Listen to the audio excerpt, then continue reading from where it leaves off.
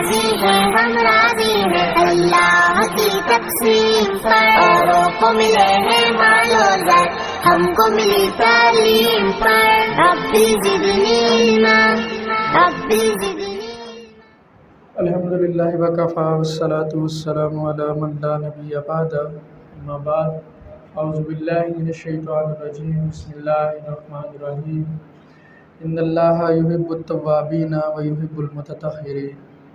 कुरान मजीद फुरक़ान हमीद में अल्लाह रब्बुल इज़्ज़त ने ऐसे लोगों का तज़किरा फ़रमाया जिनसे अल्लाह बहुत ज़्यादा मोहब्बत करते हैं। उनमें से एक वो लोग हैं जो अपने आप को पाक और साफ़ रखते हैं, यानी पाकीज़गी और सफाई सुथराई को अपनाते हैं। पाकीज़गी इतना अजीम काम है, साफ़ सुथरा रहना इतना अजीम काम है कि दीन इस्लाम में अक्सर इबादत का इन्हिसार पाकीज़गी के ऊपर है। यानी जिसकी सफाई सुथराई है उसकी इबादत कबूल की जाएगी, और जिसके अंदर सफाई सुथराई वाला मामला नहीं है उसकी इबादत को सिरे से कबूल ही नहीं किया जाएगा।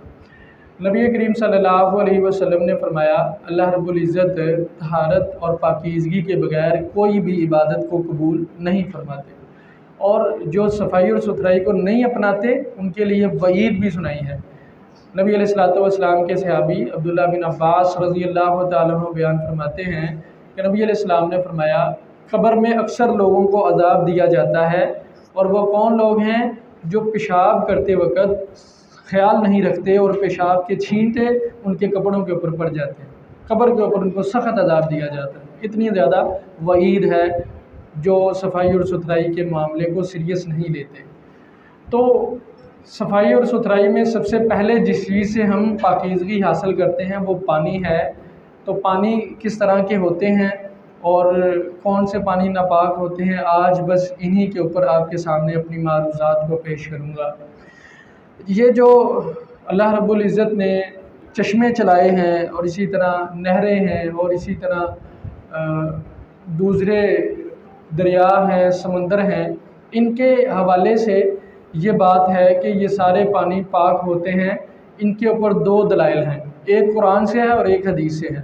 कुरानी दलील ये है, अल्लाह रब्बुल इज़्ज़त फरमाते हैं व अंज़लना मिनस समाई माअन तहूरा, अल्लाह फरमाते हैं आसमान से हमने पाकीज़ा पानी को नाज़िल किया।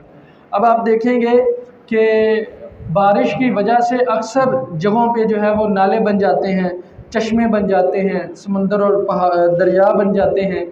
तो ये कुरान की इस दलील के रूह से पाक पानी ठहरते हैं कि इनको इस्तेमाल करना, इनके ज़रिए पाकीज़गी हासिल करना ये सब जायज़ है। इसके अलावा नबी करीम सल्लल्लाहु अलैहि वसल्लम ने पूछा गया, अल्लाह के रसूल, ये जो समंदरों और दरियाओं का पानी है इसके बारे में आपका क्या ख्याल है, क्या ये पाक हैं या नापाक हैं? तो कायनात के इमाम पैगम्बर अलैहिस्सलाम ने फरमाया, हुवत तहूरु माउहु वल हिल्लु मैततुहु, कि ये समंदरों और दरियाओं का पानी पाक भी है और इसके अंदर जो मखलूक़ात हैं जिन्हें आबी मखलूक़ात कहा जाता है, अगर वो मुर्दा भी हों फिर भी उनको खाना जायज़ है। यानी समुद्री मखलूक़ात मछलियाँ वगैरह हैं वो ज़िंदा तो पाक हैं ही हैं और उनको खाना जायज़ है ही है, लेकिन अगर वो मुर्दा हालत में भी मछलियाँ मरी हुई आपको मिल जाती फिर भी उनको खाना जायज़ है। नबी अलैहिस्सलातु वस्सलाम ने इसकी इजाज़त फरमाई है। तो बहरहाल समुद्रों और दरियाओं का, चश्मों का पानी पाक है, इसके ऊपर कुरान की दलील भी है और हदीस की दलील भी है। और अब ये बात है कि कौन सा पानी नापाक होगा, यानी जिससे सफाई और सुथराई हासिल नहीं की जा सकती। उसके बारे में एक उसूल जहन में रख ले कि ऐसी गंदगी अगर पानी के अंदर गिर जाए और गंदगी के गिरने से पानी के 3 वस्फ़ों में से कोई एक वस्फ़ बदल जाए तो पानी नापाक हो जाता है। पानी का जायका बदल गया तो पानी नापाक हो गया, पानी का रंग बदल गया तो पानी नापाक हो गया, और पानी की खुशबू बदल गई तो पानी नापाक हो गया। यानी गंदगी के गिरने से अगर पानी के 3 औसाफ में से तीनों बदल जाते हैं या तीनों में से 2 बदलते हैं या 1 बदल जाता है तो पानी नापाक हो जाता है। पानी का रंग बदल जाए, खुशबू बदल जाए या जायका बदल जाए तो पानी नापाक हो जाता है। और इसी तरह अगर पानी के अंदर पाक चीज़ गिर जाए तो उसके हवाले से फिर क्या मामला किया जाएगा? تو اس کا جواب یہ ہے کہ اگر وہ مقدار جو پانی میں گری ہے اور وہ پاک ہے اور وہ تھوڑی ہے تو اس سے ہم فائدہ اٹھا سکتے ہیں، یعنی پانی خود بھی پاک ہے اور اس سے صفائی ستھرائی پاکیزگی حاصل بھی کی جا سکتی ہے۔ لیکن اگر وہ پاک چیز مقدار میں زیادہ ہے جس سے پانی کا نام ہی بدل جائے تو پھر وہ پانی خود تو پاک ہوتا ہے لیکن اس سے صفائی اور ستھرائی حاصل نہیں کی جا سکتی۔ یعنی کہ آپ ایسا اندازہ لگا لیں کہ جامع شری ہیں اور وہ پانی کے اندر گر گئی ہے اور وہ اتنی زیادہ مقدار میں ہے کہ اب جو ہے وہ پانی کا نام بدل کے شربت بن گیا ہے، تو اب یہ ایسی صورتحال میں ہے کہ اس کو پیا جا سکتا ہے، پانی پاک ہے۔ لیکن اگر انسان کہے کہ میں اس سے نہا لوں یا وضو کر لوں تو یہ معاملہ درست نہیں ہوگا، کیونکہ اب جو ہے وہ پانی نہیں رہا بلکہ شربت بن گیا ہے۔ اور اس کی دلیل کیا ہے؟ نبی علیہ الصلوۃ والسلام اپنی اہلیہ محترمہ حضرت ام حبیبہ رضی اللہ تعالیٰ عنہ کے گھر میں غسل فرمایا اور ان کے ٹب کے اندر جو ہے وہ آٹے کے اثرات سے، یعنی اس میں آٹا گوندا گیا تھا اور اس میں آٹے کے اثرات سے تو وہ تھوڑی سی مقدار میں تھے، تو نبی علیہ الصلوۃ والسلام نے اسے غسل فرما لیا، اس میں کسی طرح کا حرج خیال نہیں کیا۔ تو اس سے یہ چیز سمجھ آتی ہے کہ پاک چیز اگر تھوڑی مقدار میں گرے تو پھر اس سے صفائی حاصل کی جا سکتی ہے، لیکن اگر وہ مقدار میں اتنی زیادہ ہے کہ پانی کا نام ہی بدل گیا ہے تو پھر اس سے وہ پانی خود تو پاک ہوتا ہے لیکن اس سے صفائی ستھرائی حاصل نہیں کی جا سکتی۔ پھر یہ معاملہ ہے کہ آپ کو پانی کے بارے میں شک پڑ گیا ہے کہ پتہ نہیں یہ پاک ہے یا نہیں ہے، تو اس کے بارے میں بھی واضح اصول ہے، وہ یہ ہے الیقین لا یزول بالشک۔ یقین جو ہوتا ہے وہ شک کے ذریعے سے زائل نہیں ہوتا۔ ایک طرف یقین ہے ایک طرف شک ہے، یہ شک جو ہے یہ یقین کو ختم نہیں کر سکتا۔ تو آپ کو جس پانی کے بارے میں شک ہے نا کہ پتہ نہیں یہ پاک ہے یا نہیں ہے، تو اس کے بارے میں آپ یقین والا معاملہ کریں گے اور اس کو استعمال کریں، اس کو استعمال کیا جا سکتا ہے۔ اور یہ حدیث ہے لا یزول الیقین لا یزول بالشک، کہ شک کے ذریعے سے یقین زائل نہیں ہوتا۔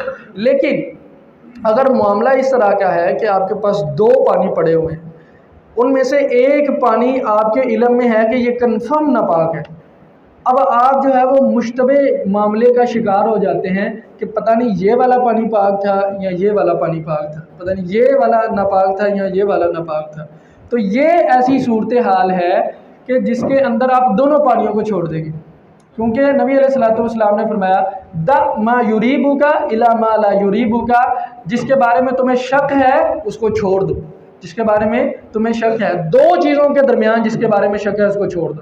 ایک ہے کہ پانی صرف ایک ہی ہے اور اس کے بارے میں آپ کو پتہ نہیں اندازہ ہے کہ پتہ نہیں پاک ہوگا یا نہیں ہوگا، تو اس معاملے میں آپ نے جو ہے وہ یقین کے اوپر اعتماد کرنا ہے۔ لیکن ایک صورت یہ ہے کہ دو پانی پڑے ہیں اور ایک کے بارے میں آپ کنفرم کہہ سکتے ہیں کہ یہ ناپاک تھا، اب مجھے نہیں پتا کہ ان دونوں میں سے کون سا والا ناپاک ہے، تو ایسی صورتحال میں آپ دونوں پانیوں کو چھوڑ دیں گے اور اس حدیث کے اوپر عمل کریں گے دع ما یریبک الی ما لا یریبک۔ اور کپڑوں کے حوالے سے بھی یہی صورتحال ہے۔ کپڑوں کے بارے میں اگر انسان جو ہے وہ شک کا شکار ہو جائے کہ پتہ نہیں یہ کپڑے پاک ہیں یا ناپاک ہیں، تو اس کے بارے میں یہی ہے الیقین لا یزول بالشک، کہ یقین جو ہے وہ شک کے ساتھ ختم نہیں ہوتا۔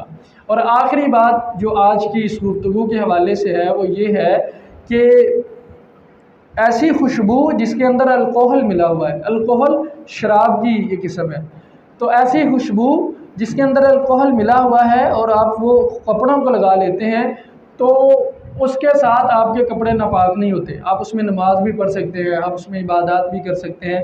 اس کے اوپر علماء نے فتویٰ دیا ہے اور علماء کا اجماع بھی ہے کہ الکوہل ملی ہوئی خوشبو اگر انسان کپڑوں کو لگا لے تو اس کے کپڑے ناپاک نہیں ہوتے، کیونکہ الکوہل کو حرام کہا جا سکتا ہے، ناپاک نہیں کہا جا سکتا۔ یہ ٹیکنیکل فرق ہے، پیچیدہ سا فرق ہے، اس کو سمجھ لینا چاہیے۔ الکوہل حرام ہے لیکن ناپاک نہیں ہے، جس طرح بلی حرام ہے ناپاک نہیں ہے، وہ آپ کے برتنوں میں آ کے کھا بھی جاتی ہے، پی بھی جاتی ہے۔ نبی علیہ السلام نے فرمایا اس کا جوتا پاک ہے، اس کپڑے وہ اگر آپ کے کپڑوں کو ٹچ کر جائے تو پھر بھی آپ اس کپڑوں کو پاک ہی سمجھیں گے۔ تو اسی طرح معاملہ شراب کے ساتھ ہے، جس طرح بلی حرام ہے لیکن ناپاک نہیں ہے، اس طرح الکوہل حرام ہے لیکن ناپاک نہیں ہے۔ اور اگر خوشبو کے اندر الکوہل ملی ہوئی ہے، آپ نے کپڑوں کو لگا لی ہے، تو آپ ان کپڑوں کو پاک سمجھتے ہوئے اس میں اپنی عبادات کو ادا کریں گے۔ اللہ رب العزت مجھے اور آپ کو دین کی صحیح سمجھ عطا فرمائے۔ وآخر دعوانا الحمدللہ رب العالمین۔